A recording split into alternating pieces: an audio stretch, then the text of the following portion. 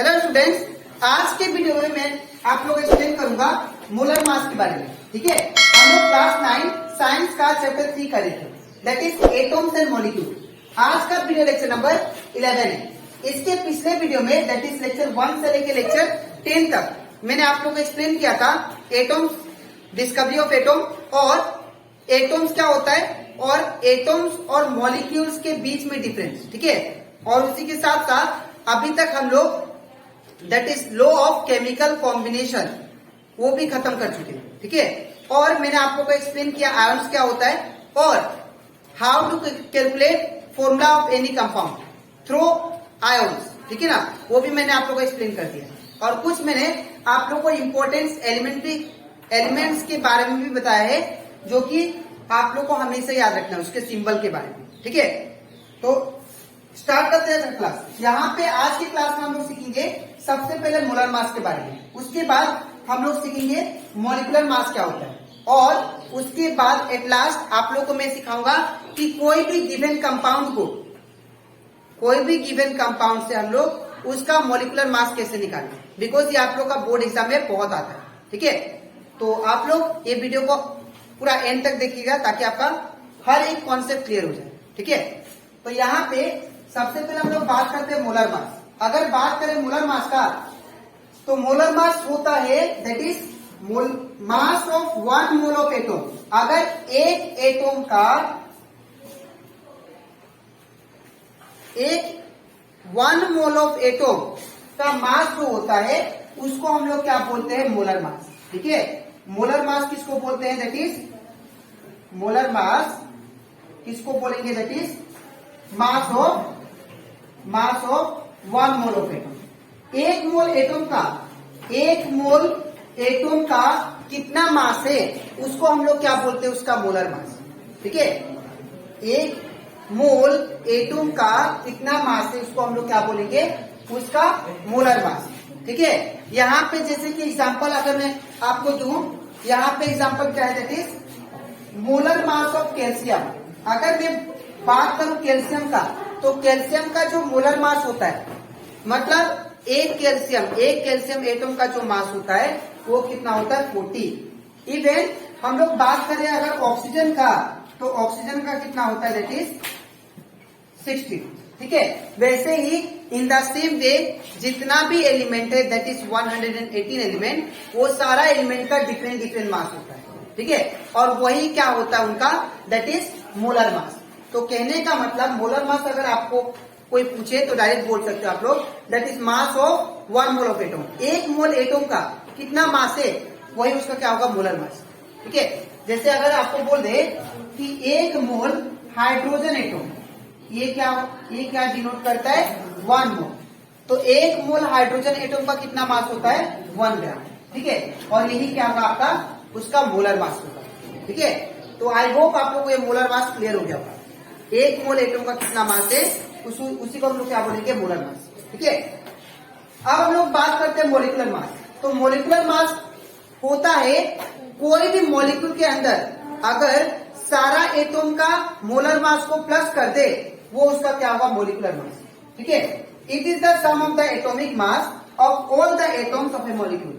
अगर आपको कोई भी मॉलिक्यूल दे दे, जैसे कि एग्जांपल मैंने लिया है वाटर का, तो वाटर का यहाँ पे अगर आप लोग देखो हाइड्रोजन का मास कितना होता है, 1। हाइड्रोजन का मास कितना होता है, 1।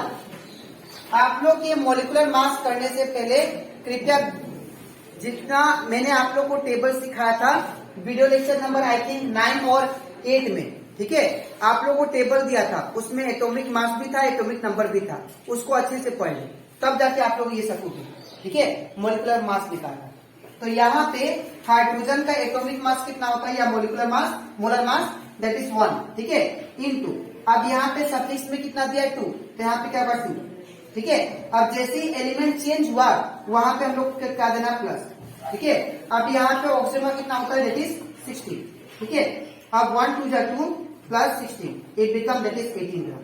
तो दैट मीन्स 18 ग्राम इसका क्या होगा, मॉलिक्यूलर मास हो गया वाटर का। ठीक है, H2O का मॉलिक्यूलर मास कितना हो गया, 18 ग्राम। इन द सेम वे अगर आपको कोई बोल दे कि कार्बन डाइऑक्साइड का निकालो आप लोग मॉलिक्यूलर मास, तो कोई भी मॉलिक्यूल का उसका जब मास निकाल लेते हैं हम लोग, तो उसको हम लोग क्या बोलते हैं, मॉलिक्यूलर मास। ठीक है ना। और यहाँ पे अगर इसका मॉलिक्यूलर मास निकाले तो कार्बन का कितना होता है, कार्बन का होता है 12। ठीक है, तो यहाँ पे 12 प्लस। अब प्लस क्यों दिया, मैंने बोला था कि अगर दूसरा एलिमेंट होगा तो आपको प्लस देना है। तो यहाँ पे क्या है, फिर ऑक्सीजन आ गया, तो ऑक्सीजन का कितना बताया मास मैंने, 16 ग्राम। तो यहाँ पे 16 और सफिक्स में देखिए क्या है, 2 है, तो इंटू 2, तो ये कितना हो गया 12 प्लस 16 टू 32, तो ये कितना हो जाएगा, दैट इज 44 ग्राम। तो इसका मतलब ये है molecular mass of carbon dioxide कितना होता है, 44 ग्राम। ठीक है, तो इस तरह आप लोग कोई भी कंपाउंड का मॉलिक्यूलर मास फाइंड कर सकते हो। ठीक है, तो अब इसके नेक्स्ट स्लाइड में मैं कुछ आप लोग को एग्जांपल सिखाऊंगा मॉलिक्यूलर मास कैसे निकालते हैं, how to calculate molecular mass of any compound. ठीक है, जो कि आपको बोर्ड एग्जाम के लिए बहुत इंपॉर्टेंट है। ठीक है, तो इसके बाद हम लोग करते हैं how to calculate molecular mass of any molecule. कोई भी मॉलिक्यूल्स का, ठीक है ना, या कंपाउंड का हम लोग मॉलिक्यूलर मास कैसे निकालें। ठीक है, अब मैंने कुछ एग्जांपल लिया है और ये एग्जांपल के थ्रू, ठीक है ना, ये एग्जांपल के थ्रू आप लोग को क्या करना है, ये सारा कंपाउंड का आप लोग को ये ध्यान से देखना है और घर में भी आप लोग को इसको प्रैक्टिस करना है। ठीक है, तो सबसे पहले कुछ रूल याद रखिए आप। ठीक है, सबसे पहले अगर हम लोग इसका मॉलिक्यूलर मास निकाले, दैट इज कैल्शियम क्लोराइड का, तो सबसे पहला स्टेप आपको पता होना चाहिए कौन सा एलिमेंट का कितना मास होता है। ठीक है, जैसे कि अगर हम लोग बात करें कैल्शियम का, तो कैल्शियम का जो मास होता है, कैल्शियम का जो मास होता है वो कितना होता है, 40 होता है। ठीक है, कैल्शियम का मास कितना होता है, 40। अब यहाँ पे Cl क्या है, आपको मतलब पहचान में आना चाहिए, ये Ca क्या है, Ca मतलब कैल्शियम, Cl मतलब क्लोरीन, Cl मतलब क्लोरीन, और क्लोरीन का जो मास होता है वो होता है 35.5। ठीक है, अब ये मास भी यहाँ पे पुट करते हैं, तो सबसे पहले क्या है Ca, तो Ca का मास Cl2, तो इसका अगर मास सही है तो Ca का वैल्यू कितना है, Ca का मास 40 है, तो 40 लिख दिया। ठीक है, अब Ca के बाद क्या आ रहा है, क्लोराइड आ रहा है, क्लोरीन है ना, तो Ca के बाद क्लोरीन अगर आ रहा है तो दूसरा एलिमेंट है, तो जैसे दूसरा एलिमेंट आप लोग लिखोगे, दूसरा एलिमेंट का मास, तो हमेशा याद रखिएगा यहाँ पे प्लस होगा अगर दूसरा एलिमेंट का मास कितना है। ठीक है, अब क्लोरीन का मास कितना है, 35.5,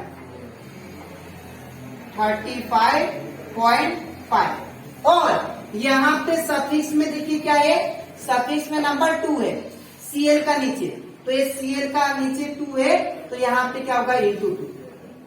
अब आगे में क्यों नहीं हुआ, बिकॉज Cl का नीचे है ना, तो Cl का मास का साथ ही होगा इंटू। ठीक है, अब ये हो जाएगा 40 प्लस अब 35.5 इंटू 2,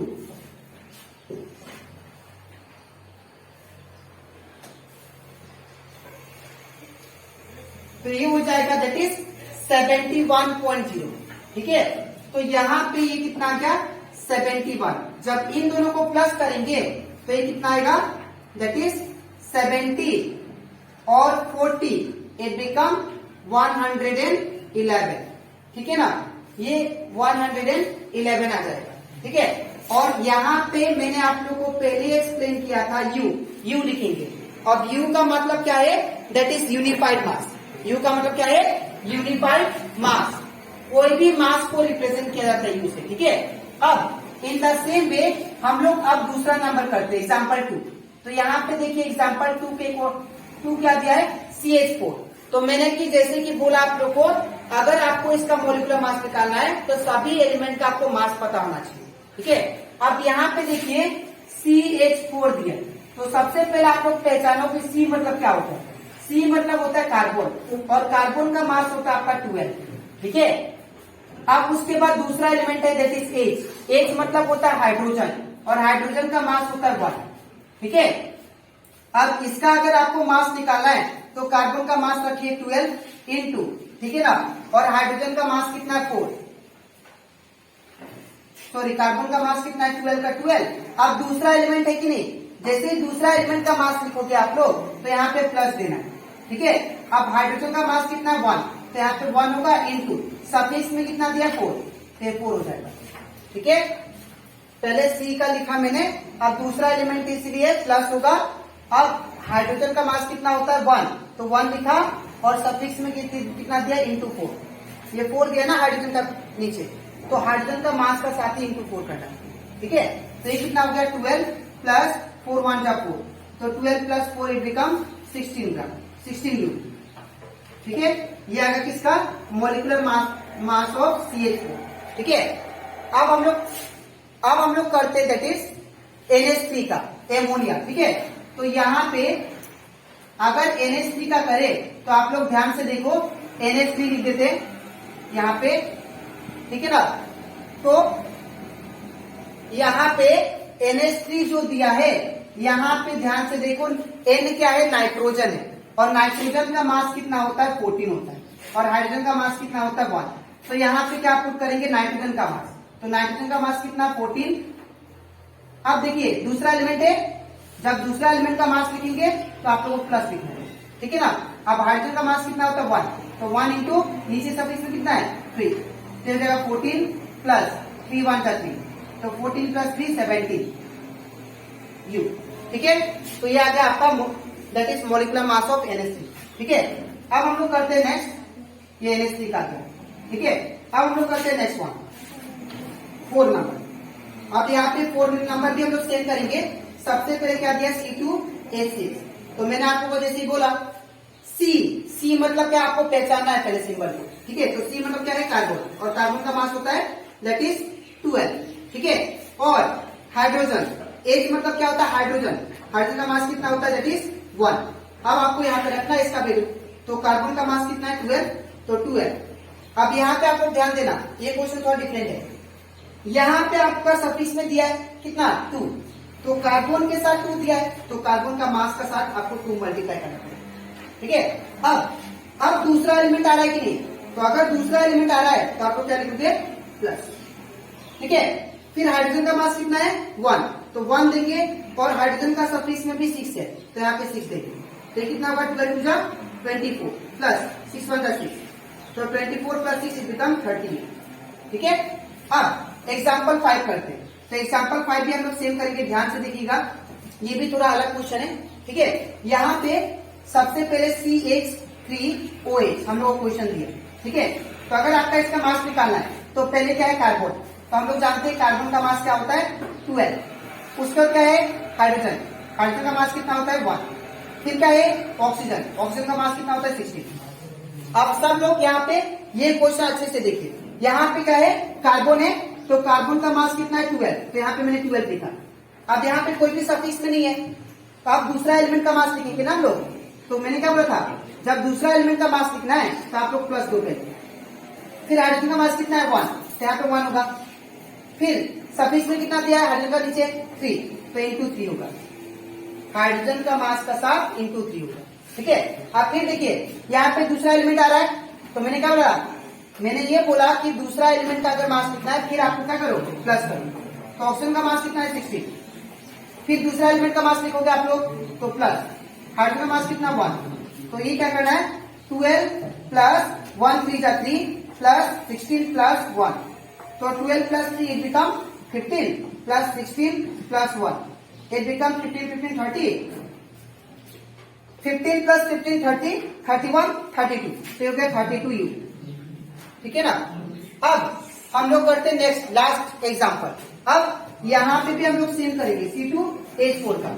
यहाँ पे अगर आपको मास निकालना है तो हम लोग जानते हैं कार्बन का मास कितना होता है दैट इज 12, तो 12 इसका सफिक्स में 2 है, तो आप लोग इंटू 2 करोगे, प्लस हाइड्रोजन का मास कितना होता है 1, तो 1 इंटू सफिक्स में कितना है 4, तो ये हो जाएगा 12 2 जा 24 प्लस 1 4 जा 4, तो ये कितना जाएगा 28 यू, ठीक है। तो ऐसे करके आप लोग कोई भी मोलिकुलर मास कोई भी गिवन कंपाउंड का आप लोग निकाल सकते हो, ठीक है। ये टॉपिक बहुत इंपॉर्टेंट था। तो यहां से हम लोग का ये chapter that is atoms and molecule chapter 3 खत्म हो जाता है, ठीक है। अब इसके नेक्स्ट वीडियो में मैं आप लोग को सिखाऊंगा, नया चैप्टर स्टार्ट करेंगे दैट इज चैप्टर 8। ठीक है, मोशन, जो कि फिजिक्स का, साइंस का, फिजिक्स का पहला पार्ट है, पहला lesson, that is chapter 8 motion. ठीक है, वो भी बहुत इंपॉर्टेंट है, उसका न्यूमेरिकल बहुत इंपॉर्टेंट है। ठीक है, तो आज के लिए इतना ही, मिलते हैं नेक्स्ट वीडियो। चलो ठीक है।